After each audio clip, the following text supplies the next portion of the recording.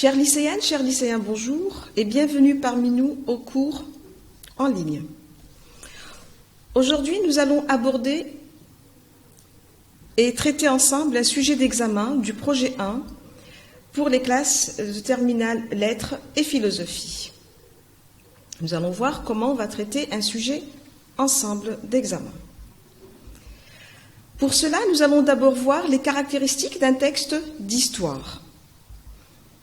Alors, un texte d'histoire, d'abord, c'est un discours narratif. Pour cela, on peut trouver dans le texte d'histoire des événements, des dates, des indices temporels, des noms propres, des personnages connus, des noms de personnages connus aussi, des lieux, des témoignages.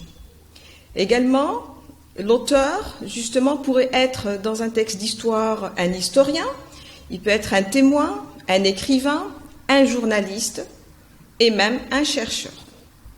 Donc, lorsque l'auteur est témoin, il rapporte les faits vécus, il exprime ses ressentis, il exprime son point de vue, il est souvent subjectif. Mais si l'auteur est écrivain, ici, il écrit donc un roman, il peut être autobiographique, il peut être un texte d'histoire, historique. Alors si, dans le cas, l'auteur est un historien, un chercheur, là, il va analyser un fait d'histoire, il commente les causes et les conséquences, il peut être objectif et même, souvent même, subjectif. Lorsque l'auteur est journaliste, il va commémorer, il commémore, il informe, il peut aussi rendre hommage, commémorer lorsque on va justement faire rappeler, célébrer une date importante de notre histoire ou de l'histoire. Par exemple, ça pourrait être le 8 mars, ça peut être le 8 mars, c'est une fête internationale, c'est la journée de la femme. Ça pourrait être le 1er mai, c'est la journée des travailleurs. Ça peut être le 8 mai 45, quand c'est aussi un fait d'histoire. Donc, nous pouvons aussi avoir la visée communicative, c'est-à-dire quelle est l'intention de l'auteur. Pour cela, elle pourrait être son intention d'informer, de rendre hommage, d'analyser, commenter, rétablir la vérité, dénoncer ou autre. Donc, nous avons aussi, l'auteur va utiliser des moyens linguistiques dans son texte d'histoire. Alors, nous allons voir justement ces moyens linguistiques qui pourraient être utilisés dans un texte, dans ce type de texte. Alors, on trouvera généralement le présent de la narration, ou bien on appellera aussi le présent d'énonciation.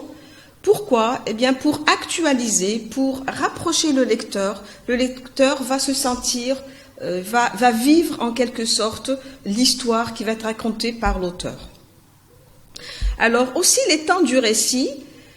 Donc, on va trouver l'utilisation de l'imparfait, que vous savez déjà servent à exprimer, donc l'imparfait pour exprimer des actions qui durent dans le temps, pour être aussi utilisé dans la description ou dans un commentaire.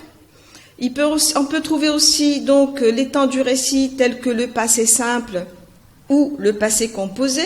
Si on utilise le passé simple, on n'utilisera pas le passé composé. Mais si on utilise le passé composé, on n'utilisera pas le passé simple, parce qu'ils ont la même valeur. Un temps va être utilisé pour le récit écrit, et le passé composé, généralement, c'est pour l'oral, mais aussi, même à l'écrit, on favorise l'utilisation du passé composé. Donc, justement, l'utilité, c'est pour exprimer des actions brèves et achevées. Nous avons aussi d'autres moyens linguistiques, tels que les articulateurs chronologiques.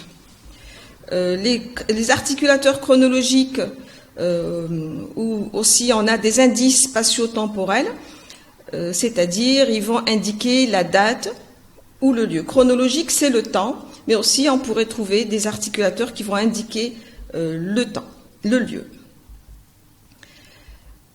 Nous avons aussi d'autres moyens tels que le discours rapporté lorsqu'il s'agit de témoignages.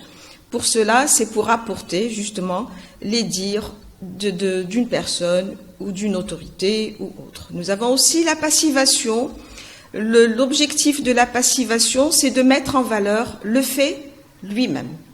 Et on finit par les modalisateurs qu'on va voir tout de suite.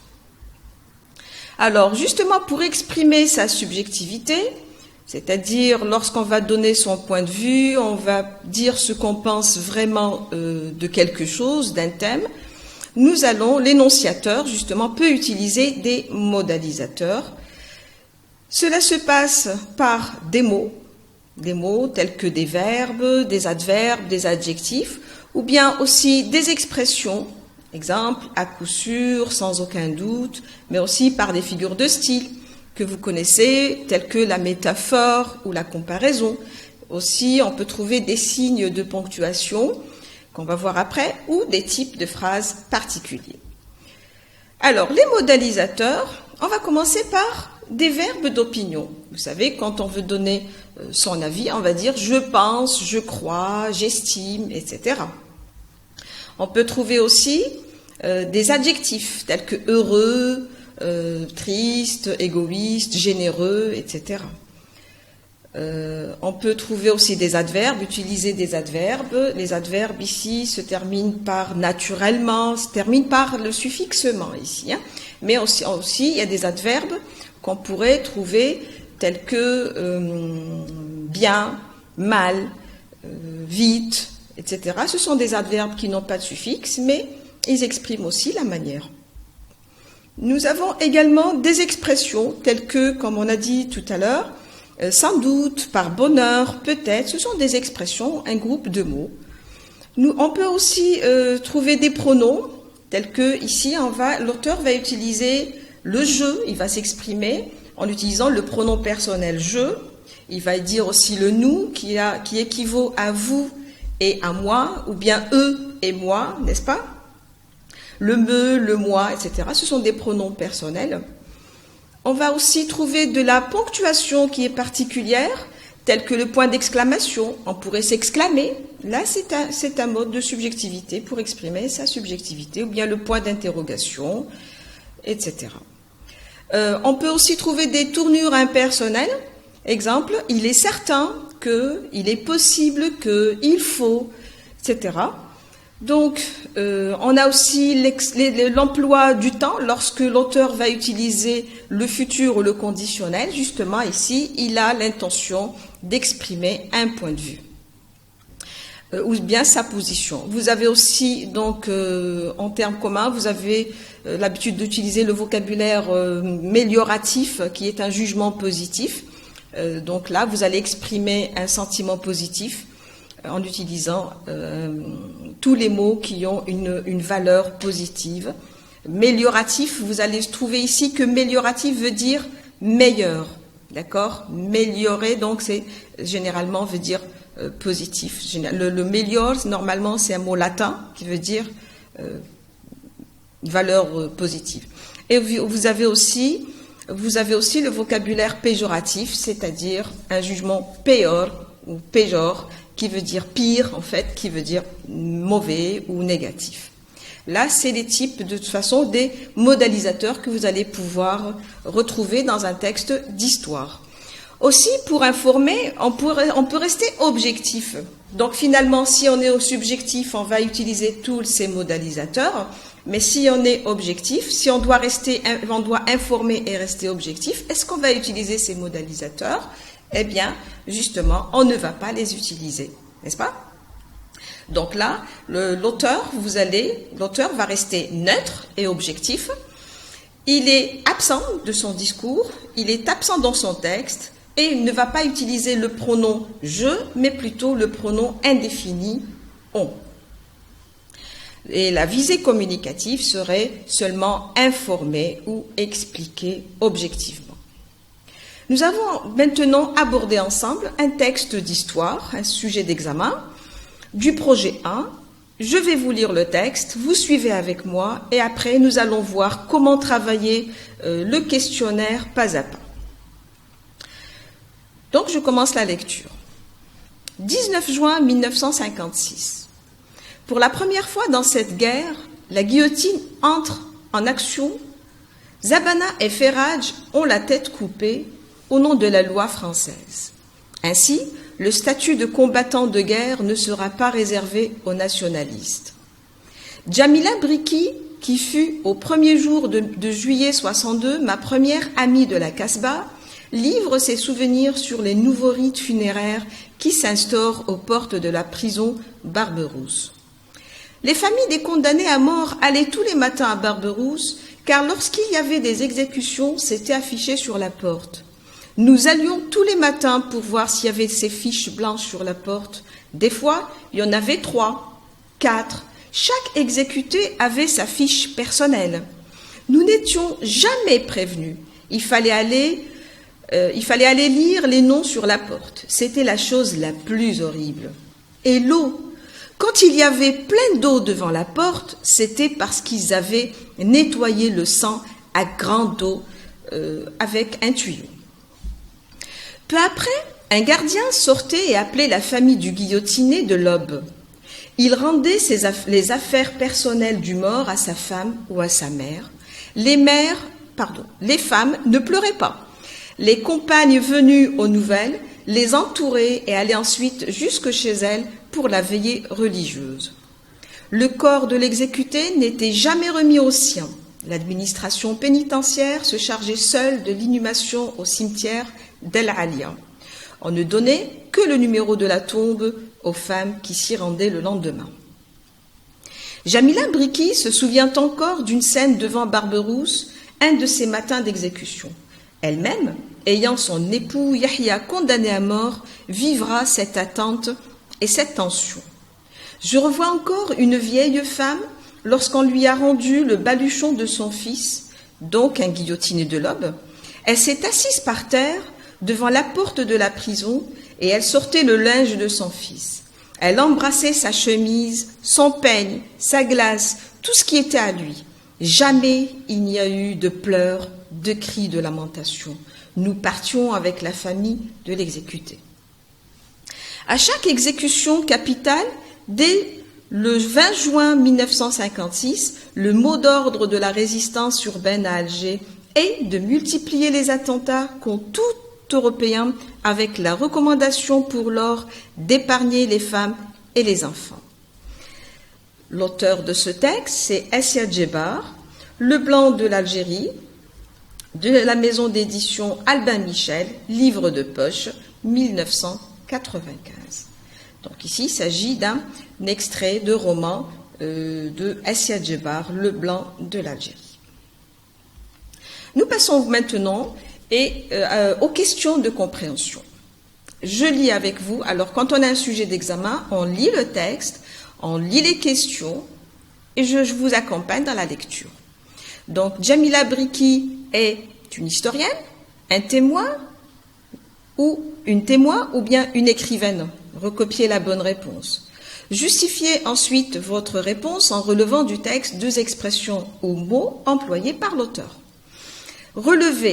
Deuxième question. Relevez 4 mots ou expressions qui appartiennent au champ lexical de Guillotine. Troisième question. Ainsi, le statut de combattant de guerre ne sera pas réservé aux nationalistes. Par cette phrase, l'auteur veut dire que la France a libéré Zabana et Ferraj. La France a considéré Zabana et Ferraj comme des rebelles, des hors-la-loi. La France a traité les guillotinés comme de vaillants combattants. Recopiez la bonne réponse. Quatrième question. Le calme et le courage des familles des exécutés, l'information des familles après l'exécution, l'enterrement des guillotinés, la riposte de la résistance. Classez les expressions ci-dessus selon qu'elles renvoient à l'attitude des Français ou à l'attitude des Algériens. On passe maintenant à la 5e question. On vous demande, dites à qui renvoient les pronoms soulignés dans les phrases suivantes. Petit a, nous n'étions jamais prévenus. Petit b, on ne donnait que le numéro de la tombe. 6e question. Complétez l'énoncé qui suit avec les mots et expressions suivants. Exécuté, veillée religieuse, effet, prisonnier. Ahmed Zabana et Ferraj sont les premiers martyrs à la guillotine. Plusieurs condamnés à mort étaient enterrés et leurs familles n'avaient droit qu'à leur personnel et à un numéro relatif à leur tombe. Sans cris et sans pleurs, elle rentrait pour célébrer là. Et vous continuez. 7e question. À travers ce texte, l'auteur veut montrer la souffrance des exécutés à la guillotine, montrer l'indifférence des familles des exécutés à la guillotine ou montrer le courage des familles des exécutés. Recopiez la bonne réponse.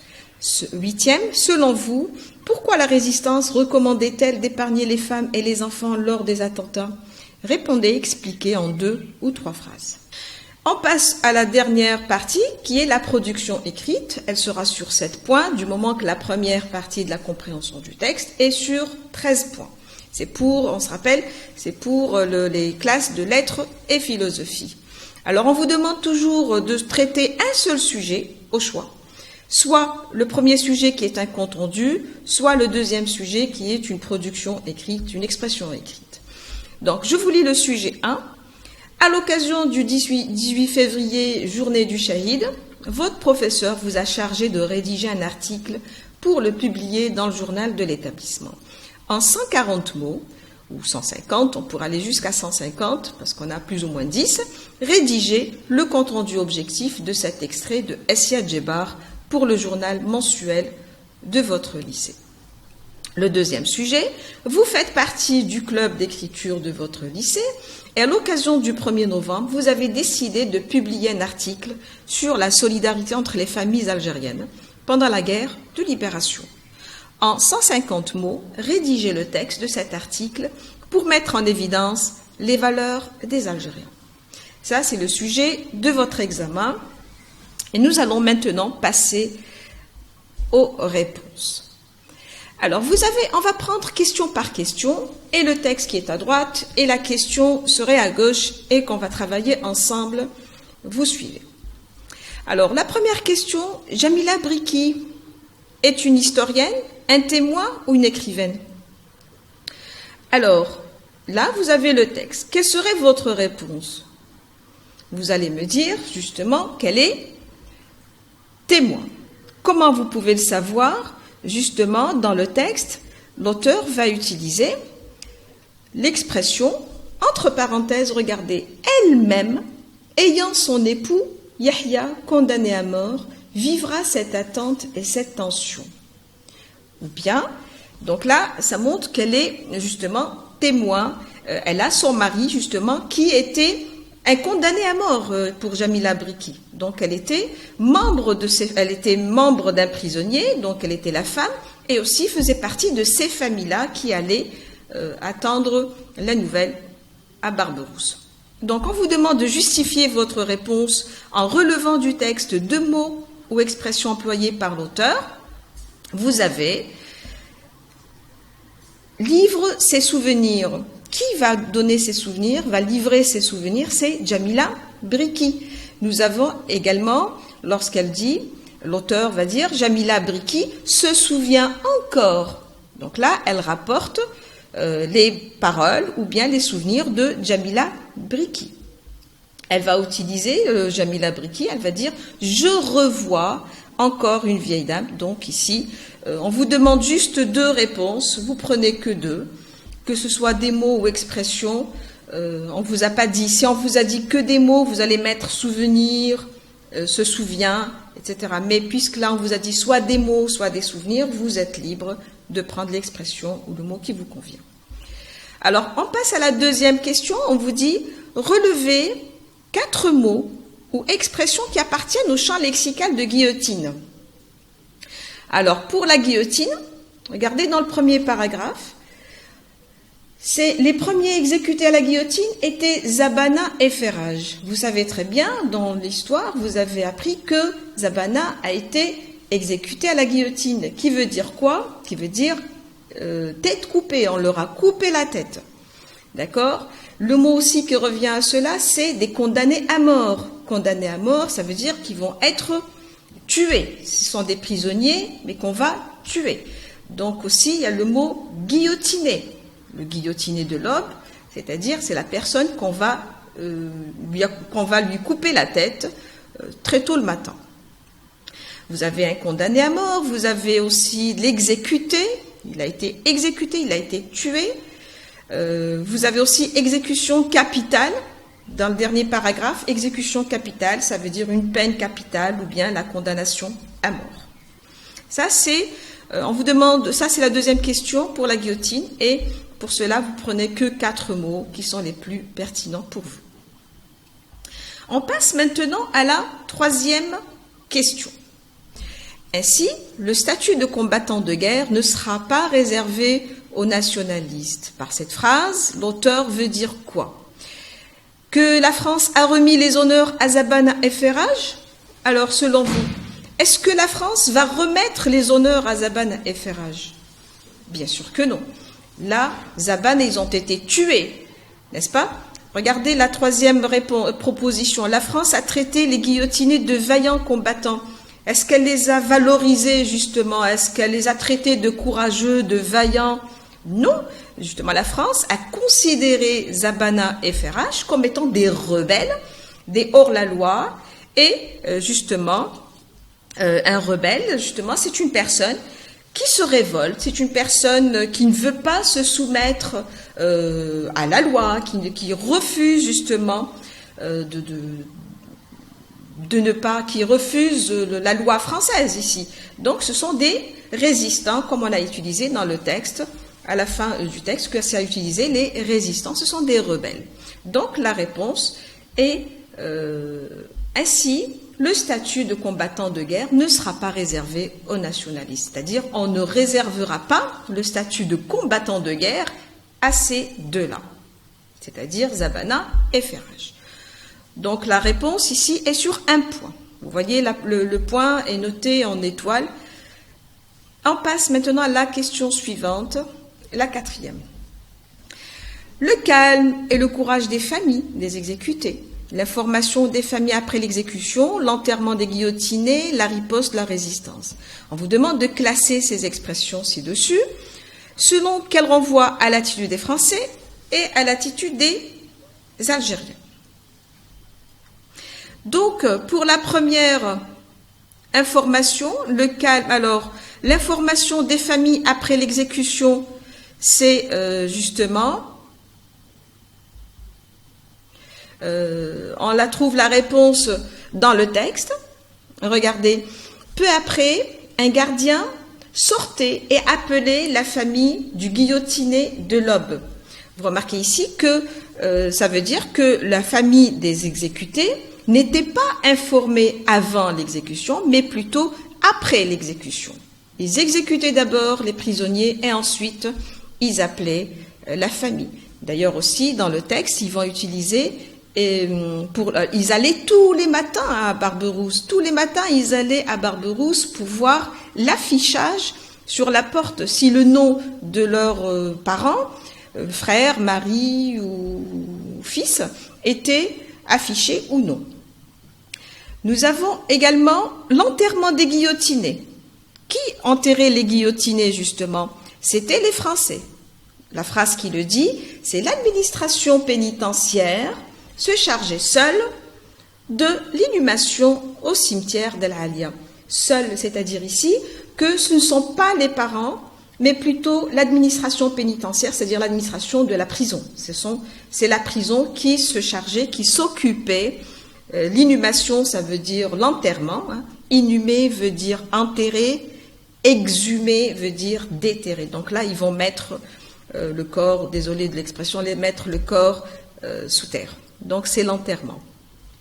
Concernant l'attitude justement des Algériens, on a le calme et le courage des familles des exécutés.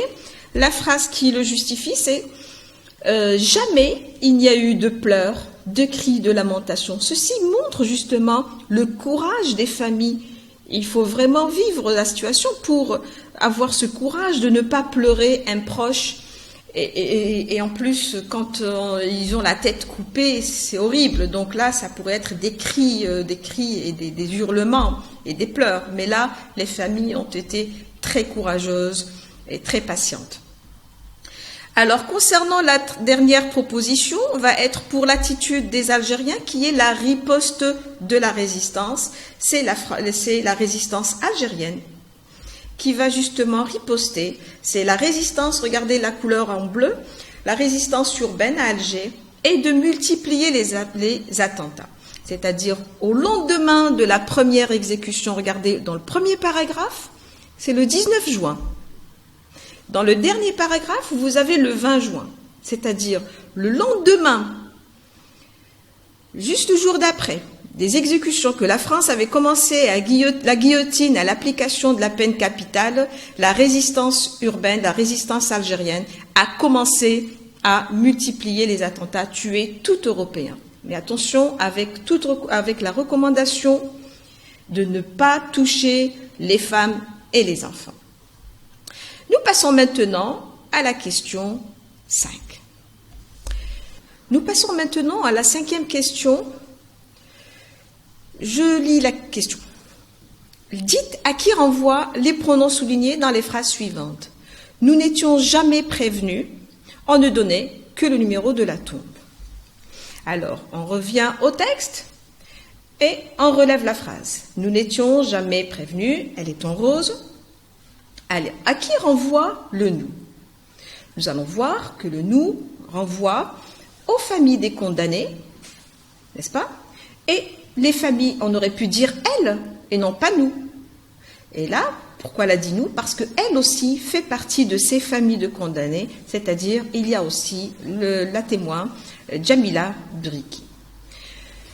On passe donc à la deuxième phrase. On ne donnait que le numéro de la tombe. Donc ici, la phrase est en gris. Ici, le on va renvoyer à qui? Qui est le on? Le corps de l'exécuté n'était jamais remis aux siens. L'administration pénitentiaire se chargeait seule de l'inhumation au cimetière d'Al Alia. On ne donnait que le numéro de la tombe. Donc le on ici renvoie à l'administration pénitentiaire, c'est-à-dire c'est l'administration de la prison. C'est la prison qui se chargeait d'enterrer, d'inhumer le corps et de remettre aussi le numéro aux familles de l'exécuté. Là, c'est noté sur 2 points pour chaque bonne réponse.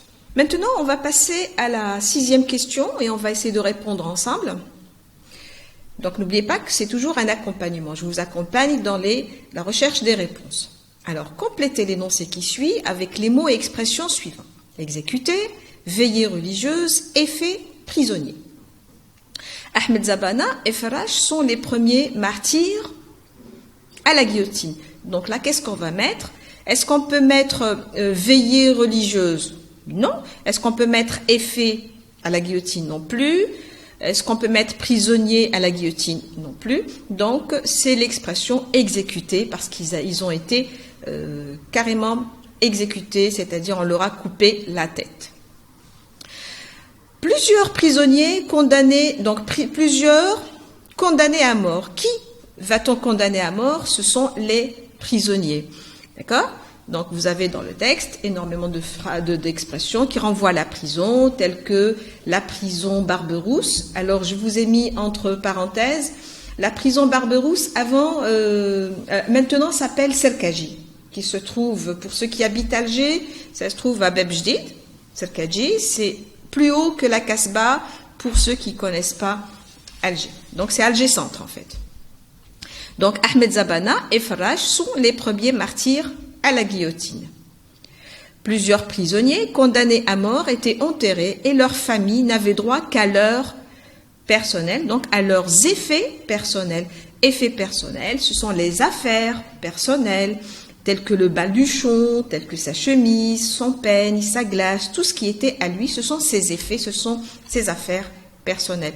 Donc baluchon, vous allez me dire, madame, qu'est-ce que c'est que baluchon? Vous pouvez voir dans un dictionnaire ou pas. Donc ici, baluchon, c'est quand on va mettre toutes les affaires d'une personne dans un tissu et on va fermer, ça va faire un baluchon, n'est-ce pas? On va mettre toutes les affaires d'une personne dans un sac ou dans un tissu qu'on va fermer. J'en passe à la dernière partie. Donc, sans cris et sans pleurs, elle rentrait pour célébrer la veillée religieuse. La veillée religieuse, vous voyez que c'est marqué en bleu. Vous savez que dans notre culture algérienne ou arabe, nous avons justement, quand la personne meurt, nous allons avoir une veillée religieuse, on va mettre le Coran, etc., pendant la soirée, pour marquer la mort de notre proche, ou pour le purifier, ou je ne sais pas. Donc la réponse ici est sur 2 points. On passe maintenant à la 7e question. À travers ce texte, l'auteur veut quoi? Alors, c'est la visée communicative. Est-ce qu'elle veut montrer la souffrance des exécutés? Est-ce qu'on parle ici des exécutés qui souffrent, qui crient, qui demandent pitié, qui implorent? Pas du tout, n'est-ce pas? Donc, cette réponse n'est pas acceptée. Est-ce que aussi c'est pour montrer l'indifférence des familles des exécutés? Est-ce que ça veut dire qu'ils sont indifférents à ce qui se passe à leurs prisonniers, à leurs familles, au mari, aux frères, aux fils? Pas du tout. Donc cette réponse n'est pas acceptée, mais plutôt c'est pour montrer justement le courage des familles des exécutés. On le voit ici avec des expressions qui sont en vert. Vous avez nouveau rite funéraire, donc tous les matins, il y a une répétition, nous allions tous les matins, il y a une répétition, ici vraiment il faut être courageux pour aller tous les matins à la prison pour lire sur les portes les noms des personnes exécutées, ils attendent toujours s'ils vont trouver le nom de leurs proches. Elle dit aussi c'était la chose la plus horrible, c'était vraiment très dur de vivre ces moments-là, n'est-ce pas? Elle dit aussi, les femmes ne pleuraient pas. D'accord? Vous avez aussi, il n'y a eu jamais de pleurs ou de cris, de lamentation. Regardez ce courage que ces femmes-là avaient, n'est-ce pas? Quand elles recevaient ou quand elles allaient pour avoir les informations sur leurs proches. Donc aussi ici l'auteur va utiliser l'expression jamais. J'aimerais bien rebondir sur cela. Jamais prévenu. Regardez cette expression aux jeunes. Jamais prévenu, jamais remis aux siens, jamais il n'y a eu de pleurs. C'est quelque chose qui pour eux c'était impossible justement pour que ces familles montrent leur détresse ou leur malheur ou leur tristesse. Pour elles, c'est toujours un courage, c'est toujours un honneur parce que c'était des sacrifiés, c'était des enfants sacrifiés pour le pays. La réponse est sur 1,5 point. Bien sûr, là, il faut mettre juste la réponse. Ce que j'ai expliqué, c'est un plus pour vous accompagner dans la compréhension. Donc, on passe maintenant à la 8e question. Selon vous, pourquoi la résistance algérienne recommandait-elle d'épargner les femmes et les enfants lors des attentats? On vous demande d'expliquer ceci en 2 ou 3 phrases. Là, vous êtes libre. C'est une production libre. Vous êtes limité par contre à juste une petite production. Ne faites pas un grand texte avec 10 phrases. Ce n'est pas demandé. Il faut respecter la consigne. Donc là, vous pouvez dire que la résistance, c'est juste une proposition. La résistance ne voulait pas cibler les femmes et les enfants qui sont ni coupables ni armés. Ils sont désarmés. N'est-ce pas? La résistance voulait des attaques d'hommes dignes et non de lâches. Parce que quelqu'un qui va tuer un homme, une femme ou un enfant, c'est plutôt un geste de lâche, n'est-ce pas? Donc l'expression, le paragraphe qu'il montre, c'est le dernier paragraphe de notre texte. À chaque exécution capitale, le mot d'ordre était la recommandation d'épargner les femmes et les enfants. La réponse sera sur 2 points. Et je vous dis merci pour votre attention et j'espère que ceci vous a servi, vous a accompagné dans l'étude de ce sujet. Et je vous dis à très bientôt et bon courage.